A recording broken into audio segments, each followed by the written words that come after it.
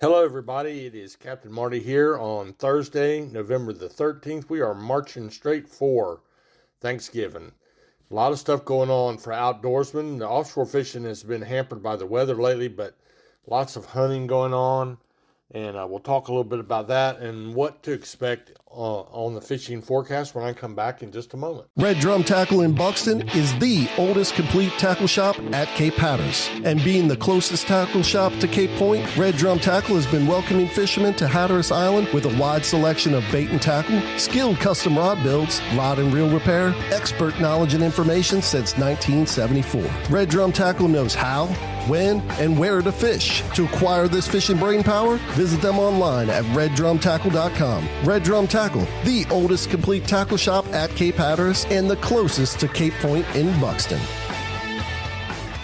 Hey y'all, Captain Marty back again to remind you to stay powered through any storm with Generac home standby generators from the best at A&W Sales in Pinetown. As an authorized Generac dealer for over 15 years, they handle everything: sales, installation, and service with a certified, dedicated team you can trust. With over 1,000 satisfied customers, their mission is to deliver a seamless, worry-free experience from start to finish. Protect your home and your peace of mind with a name you can count on. Visit awsalesnc.com to learn more or schedule a free estimate today. So the offshore fleet, like I mentioned, has been blown out for a few days.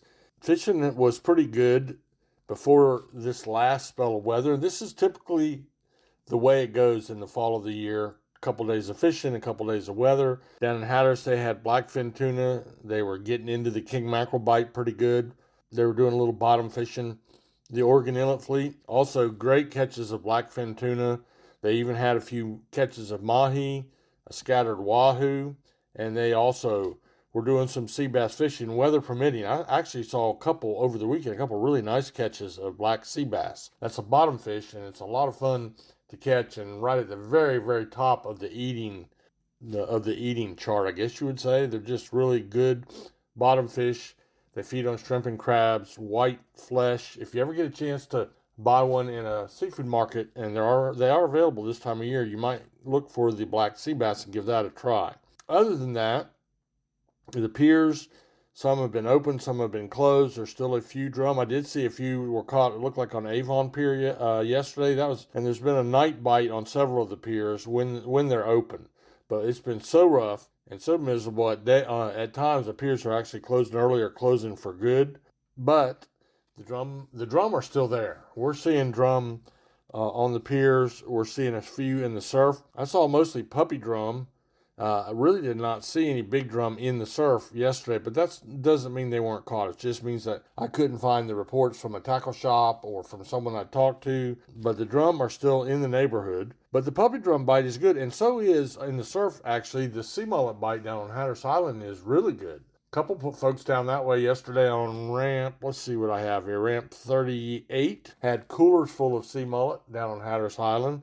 That's great fishing when you can get a cooler full of sea mullet. You talk about, while we're talking about good eating fish, this is one of our inshore species. Some people would call it a whiting or a southern kingfish, but we call them sea mullet. It is definitely not the mullet, the jumping mullet, although I grew up eating those as well. But the sea mullet we're talking about, or the whiting, is in a league of its own. It's really, really good to eat. It's a really great time to catch them. You can go to light spinning rig, fishing right in the wash. I would get down on Hatteras Island and stop in one of the local tackle shops, stop in Frank and Fran's and ask them how you do that. Stop in Red Drum Tackle and see Bobby and Kara and the crew down that way. And one of them will get you squared away on what the hot sea mullet rig is. It's probably going to be a double hook bottom rig with some bloodworms. And I do notice that a lot of the folks do have bloodworms now, or maybe some fresh shrimp. We'll talk more about the shrimp in just a second. But let's see what else.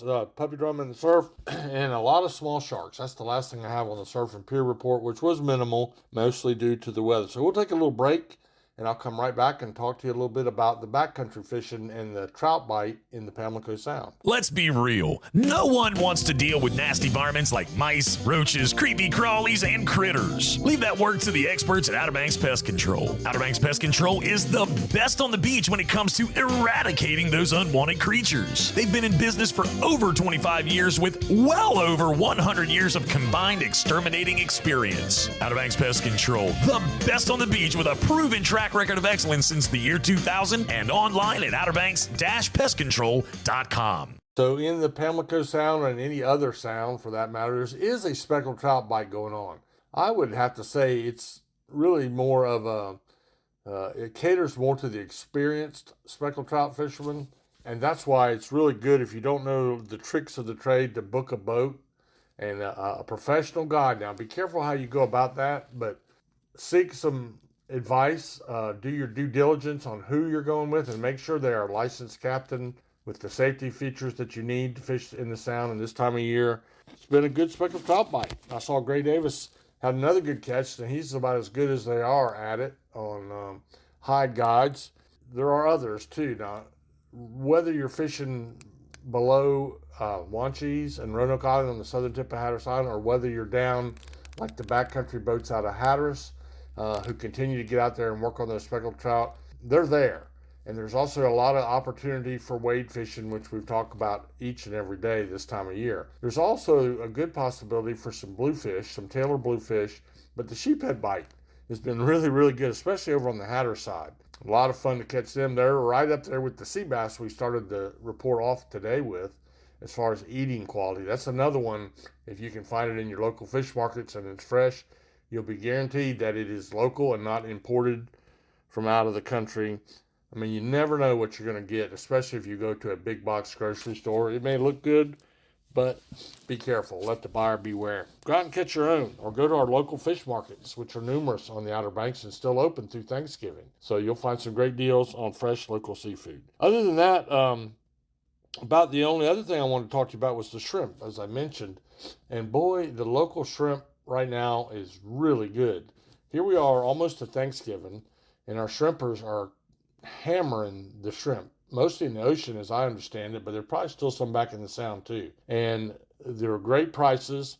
You go to the commercial fish markets and you'll find that you can buy 50 pounds of shrimp and buy them heads on. Get a 50 pounds of heads on shrimp and head them yourself. And you'll be a little bit surprised at what the price is on them. A lot of them are down to $3.50, $4 a pound, but that's heads on. And all you do is you just take them home, dump them off in your sink, and use a pair of scissors or a pair of pruning shears or your fingers and pinch off the heads and then, freeze them.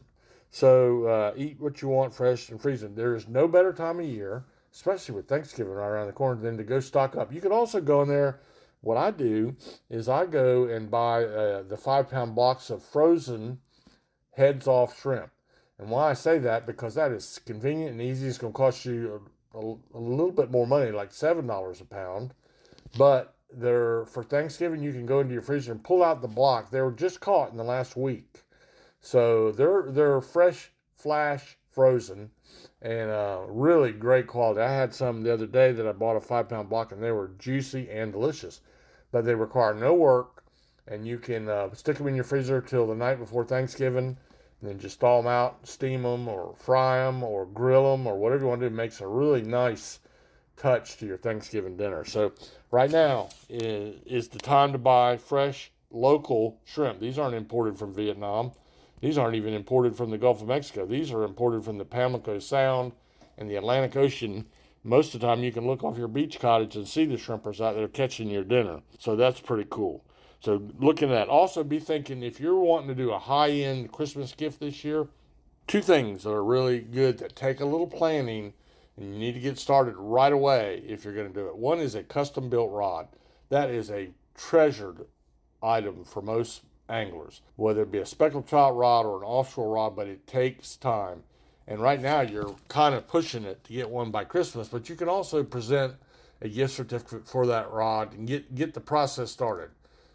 Many of our local tackle shops have custom rod builders, and most of the time those are the rods that the person you're giving it to will give to their grandkids someday. It's really a cool gift. You can have their initials or their name put on it and the colors that they want, and any size or style of rod, including the heavy heavers for the drum fishermen.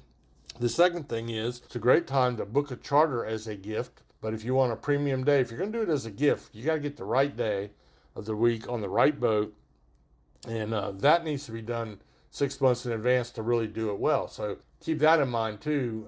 An offshore charter, inshore charter, or a backcountry charter, and those are very affordable. You can charter a backcountry boat. It'll run you about $350 just for the price of the boat for a half a day, maybe $400. They can take 3 people, and you'd be giving them a really, really cool Christmas gift. So all that stuff takes time, so keep that in mind. Make sure you deal. Remember, you're going to get what you pay for. And anybody offering you a deal, you need to, right off the bat, be careful in what you're buying. So that's it. That's our report for today. Don't have anything else for you. I do hope that you get an opportunity to go before we really lock down for the winter. But you know what? We've had a great summer. The speckled trout bite that we thought was going to be nothing was good all summer long. The drum bite in all the areas from the Pamlico Sound, Chowan, Roanoke, Croatan, Chowan River, everywhere.